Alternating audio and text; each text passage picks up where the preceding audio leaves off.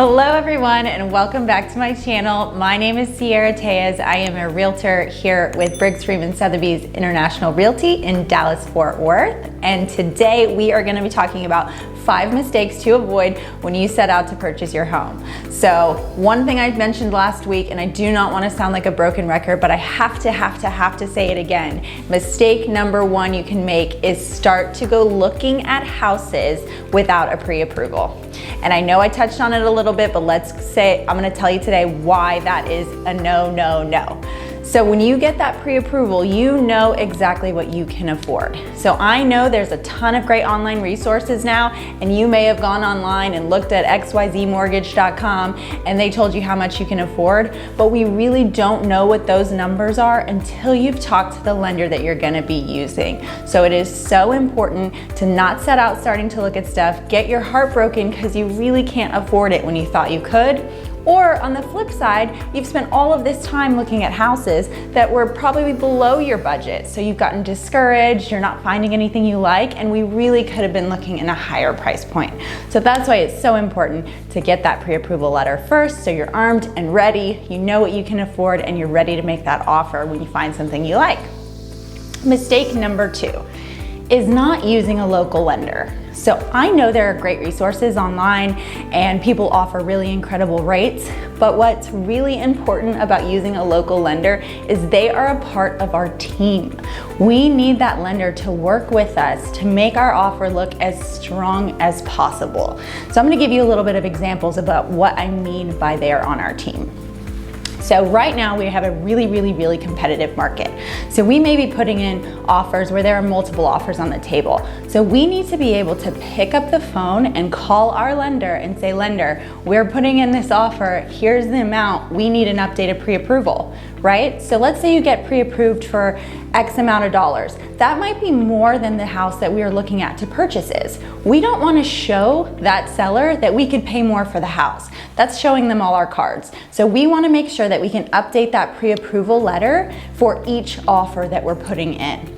So we want to be able to talk to the lender, be able to do that. A lot of times this is happening on the weekends. So we may go see a house on a Saturday, and then that night you've had a little time to think about it and you know you want to put in an offer. So we need to get that offer in that night because stuff moves so fast.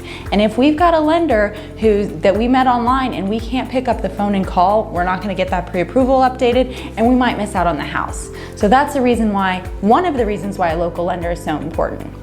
Another example of how they're on our team is when we go to write that contract, we're putting in some specific dates that the lender needs to be able to meet. So I need to be able to pick up the phone, or whoever your realtor is needs to be able to pick up the phone again and call your lender and say, hey, look, here's the thing. The sellers really want to move quick on this. They want to close as fast as possible. What can you actually do?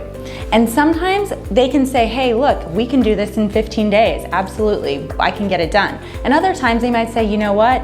In a normal market, I could do it in 15 days, but right now I can't do it for 30 days. But if we put something in the contract that the lender can't meet, that doesn't help anybody at all. And we want to know that we can actually meet the deadlines we're putting in the contract.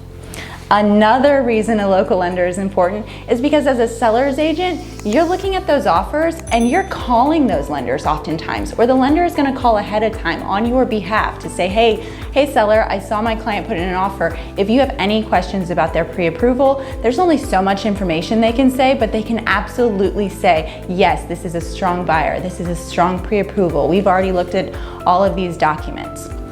And the seller's agent might call them as well. And if the seller's agent calls your lender and the lender doesn't pick up the phone and then they send him an email and it says we've got a 28 to 48 hour return email policy, that's not good. It looks like they're not responsive and it looks like we're not all gonna be working together to get this deal done. We want the seller and the seller's agent to know that we are on our A game. Everyone on our team is working together to get that closing deadline and to get to the closing table, okay? So that's mistake number 2 on why it's so important to use a local lender, and don't just shop around for the best rate, shop around for somebody that's gonna be on our team. Mistake number 3 is when you're going to look at houses and you talk about the house while you're still in the house or while you're in front of the house. And I know it's exciting and you see things you like, but to say things like, oh, I absolutely love this house, or I would do anything or pay anything, ooh, is a mistake, okay? Because we never know who's listening.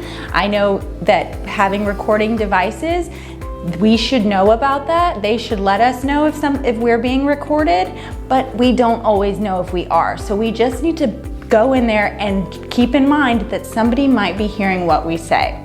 On the flip side, if we're talking negatively about the house, and there are gonna be more times than not that you go into a house and somebody might have some furnishings or style that you're like, oh, this is questionable. Let's keep those comments to ourselves. We can always talk about it later, but don't talk about it while you're in the house, and don't talk about it while you're in front of the house. So many people have those smart doorbells that record. They catch a lot of noise and voices for a while while you're in front of the house. So if you do like the house, you get out front and you're already discussing the offer with your agent, you're letting that seller know right away what you're talking about, what you're gonna offer. So be well in front of the house. In fact, get in your car to have those conversations. Don't make the mistake of showing all your cards by talking about the house too soon, good, bad, or indifferent. Okay, mistake number 4 is looking for the perfect house. Now, I know everyone thinks that they're gonna find the perfect house, and HGTV has set us up with a lot of those expectations, but the perfect house is like searching for a unicorn, and unicorns don't exist. We all know that. So when we talked about last week about your must-haves and your like-to-haves, we're really looking for 80% of those things. We want the house to fit 80% of those things. So keep that number in mind when you're looking. Does this house fit 80% of the things that I'm looking for? And if it does, then it is a strong contender. If you can set out and you're looking for the perfect house, you're gonna be looking for a very long time. There are gonna be things that you can change, update in the house to make it your own and fit your lifestyle. So get the idea of the perfect house out of your head, please. It'll save you a lot of time and heartache. And then the last mistake, and this one is really, really important too, is not having your own buyer's agent when you go out to look. So just like when you go to look for a pre-approval and you're interviewing lenders, do the same thing for a realtor for you. Let that be step number 2 in your process. I'm gonna get my finances in order, and then I'm gonna search for a realtor. And there are so many realtors out there and a lot of great ones. So take the time to find somebody who is going to listen to you, who really has your best interest in mind, and somebody you kind of jive and connect with.